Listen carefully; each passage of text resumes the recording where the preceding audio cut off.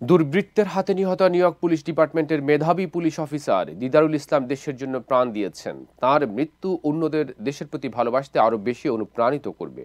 দিদারুলকে নিয়ে এমনই সাহসী কথা বললেন তার বাবা আব্দুর রব। সংবাদ মাধ্যমের সাথে প্রতিক্রিয়া ছেলে দিদারুলকে বীর আখ্যা দিয়েছেন তার বাবা।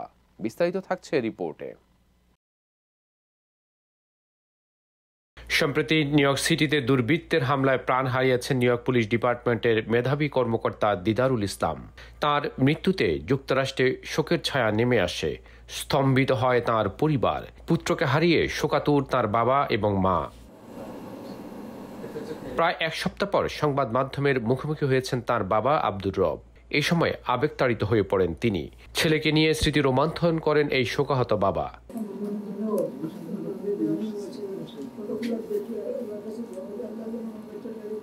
দিদারুলকে বাংলাদেশি কমিউনিটির জন্য এক অনুকরণীয় দৃষ্টান্ত হয়ে থাকবে বলে মনে করছেন আব্দুর রব। ছেলে গর্বিত বাবা আমি যে আমার দেশে এই আমেরিকার জন্য আমার ছেলে প্রাণ দিয়েছে, আমি একজন গর্বিত বাবা।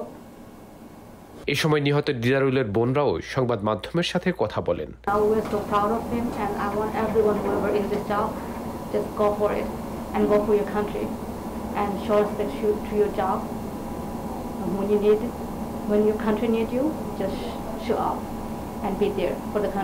ব্রঙ্কসে দিদারুলের বাড়িতে অনুষ্ঠিত হয় এই অনানুষ্ঠানিক সংবাদ সম্মেলন। এই সময় দিদারুলের দুই শিশুপুত্র আহিয়ান ও আজান এবং পরিবারের অন্য সদস্যরাও উপস্থিত ছিলেন।